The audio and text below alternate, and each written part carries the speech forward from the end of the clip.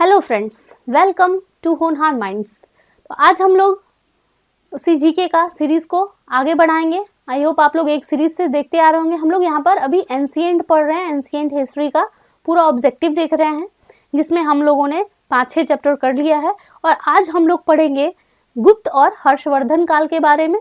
तो चलिए स्टार्ट करते हैं आज का क्वेश्चन। तो सबसे पहले देखिए, गुप्त और हर्षवर्धन काल है। तो सबसे पहला क्वेश्चन जो है इसमें आपका वो है कि निम्नलिखित में प्रथम भारतीय शासक कौन था जिसने अरब सागर में भारतीय नौसेना की सर्वोच्चता स्थापित की थी। तो वो था राजराज प्रथम। ये चोल शासक था राजराज प्रथम। इसने सर्वप्रथम एक विशाल जल सेना को व्यवस्थित किया और इस जल सेना ने चोल शासकों की शक्ति में बहुत वृद्धि की और वो अरब सागर में सर्वोच्च शक्ति बन गए। राजराज प्रथम ने ही सर्वप्रथम सिंघल द्वीप, जो कि श्रीलंका में है, पर आक्रमण कर उत्तरी श्रीलंका के चोलों के अधीन कर दिया। ओके, चलिए अगला प्रश्न देखते हैं कि तमिल भाषा में जो है शिल्पपदिकारम और मणिमेखलई नामक ग्रंथ किससे संबंधित है। तो वो संबंधित है बौद्ध धर्म से। तमिल श्रेणी का प्रथम महाकाव्य था शिल्पदिकारम। इसमें इलंगोविदगिल ने लिखा है इसको और ऐसा मान्यता है कि यह बौद्ध धर्म का अनुयायी था। और मणिमेखलई के रचनाकार सत्यनार नामक कवि हैं।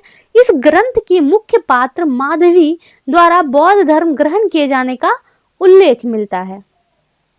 अगला प्रश्न है कि प्राचीन काल में बर्मा, जिसको क्या म्यांमार कहते हैं, किस नाम से जाना जाता था। तो उसको स्वर्ण भूमि के नाम से जाना जाता था।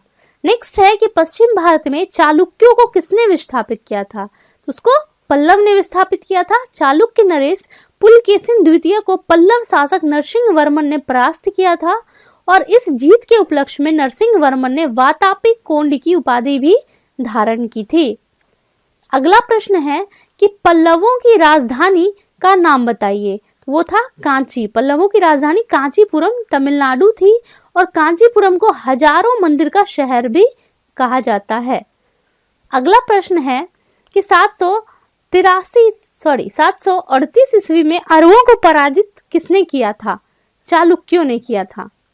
तो 738 ईस्वी में अरब को भारतीय शासक ने कड़ा प्रतिरोध किया था, जिसमें कश्मीर का शासक ललित आदित्य और चालुक्य नरेश विक्रमादित्य प्रमुख थे। अगला प्रश्न है कि हर्षवर्धन को किसने पराजित किया था। उसको पराजित किया था पुलकेशिन द्वितीय ने। नर्मदा नदी के तट पर परास्त किया था। इस युद्ध के बारे में जानकारी जो है एहोल अभिलेख से मिलता है और इस युद्ध के बाद पुलकेशिन द्वितीय ने परमेश्वर की उपाधि धारण कर ली थी। अगला प्रश्न देखते हैं कि होयसलों की राजधानी कहाँ थी। तो वो द्वार समुद्र में थी। होयसलों का साम्राज्य विष्णुवर्धन द्वारा स्थापित किया गया था और यह दक्षिण भारत का महत्वपूर्ण साम्राज्य था। इसकी प्रारंभिक राजधानी वेल्लूर, लेकिन बाद में हेलीबीडू यानी कि द्वार समुद्र हो गया। अगला प्रश्न है कि संगम युग का जो इतिहास है वो किससे संबंधित है। वो तमिलनाडु से संबंधित है। सुदूर दक्षिण तमिलनाडु के जनजीवन पर सबसे पहले संगम साहित्य से ही स्पष्ट प्रकाश पड़ता है और इस समय के साहित्य में 3 महत्वपूर्ण राज्य, कौन सा, चोल, चेर और पांड्य का उल्लेख मिलता है। चेर राजा के संबंध में विस्तार से उल्लेख जो है मिलता है और संगम साहित्य को सर्वाधिक संरक्षण पांड्य शासकों ने दिया था। अगला प्रश्न है बीतपाल और धीमन नामक भारत के 2 महानतम कलाकार किस युग से संबंधित थे। तो वो पाल युग से संबंधित थे।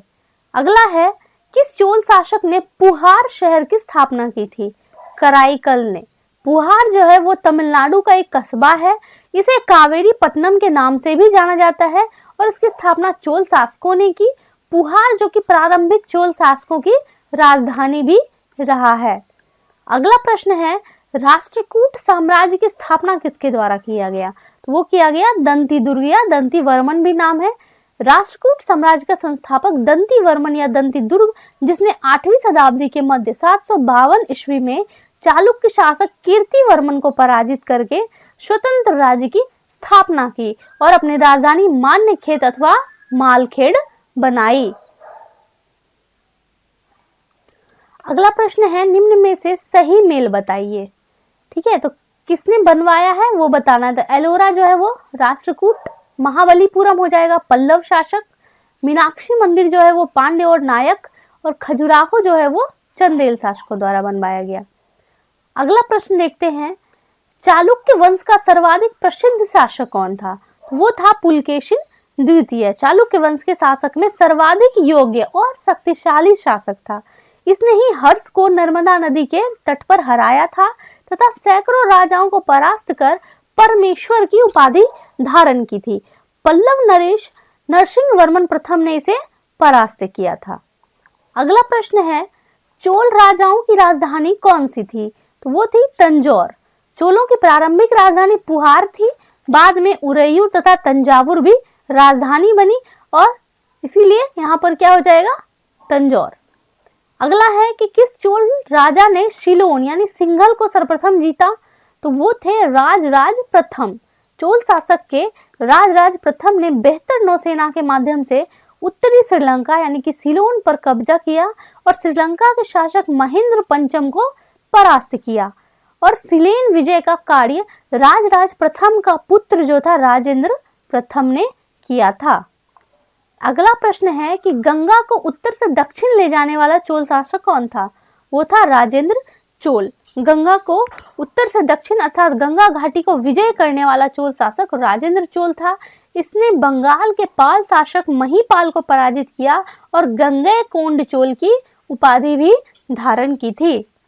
अगला प्रश्न है कि धातु के बने सिक्के सर्वप्रथम कहाँ प्रकट हुए? तो ये बुद्ध काल में मिले, जिसे पंचमार्क कहा जाता था या आहत मुद्राएं कहा जाता था।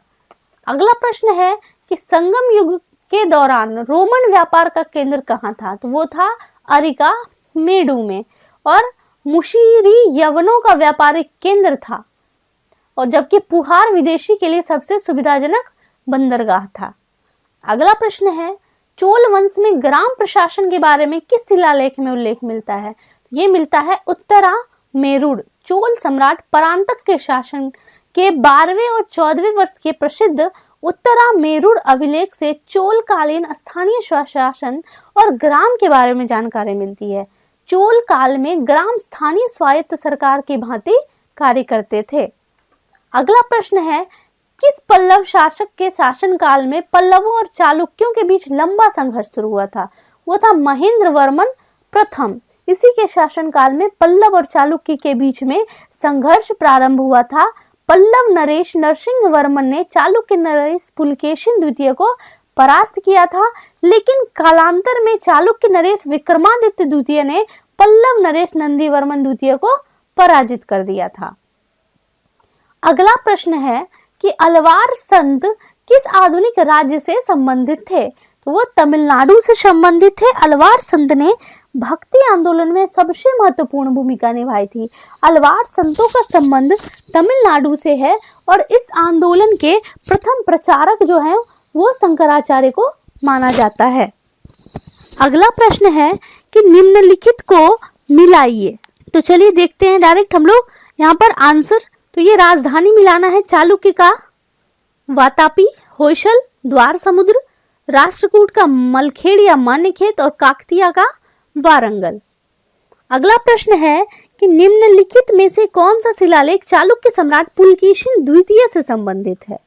तो वो है ऐहोल का। ऐहोल शिलालेख का संबंध चालुक्य सम्राट पुलकेशिन द्वितीय से है और इस शिलालेख को उसके दरबारी कवि और मंत्री रवि कीर्ति ने बनवाया था। अगला प्रश्न है, दक्षिण भारत का कौन सा शासक हर्षवर्धन के समकालीन था? तो वो था पुलकेशिन द्वितीय। हर्षवर्धन के समकालीन पुलकेशिन द्वितीय था जो बादामी का चालुक्य शासक था। पुलकेशिन द्वितीय और हर्षवर्धन के बीच नर्मदा नदी के तट पर युद्ध हुआ जिसमें पुलकेशिन ने हर्षवर्धन को पराजित किया और अपने नाम में परमेश्वर की उपाधि धारण की।